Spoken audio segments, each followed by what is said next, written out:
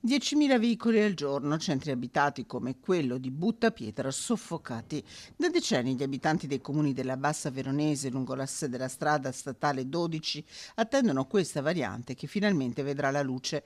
L'appalto è stato aggiudicato, il cantiere è aperto con le opere di bonifica. Per vedere le ruspe in azione bisognerà però aspettare la fine dell'estate prossima.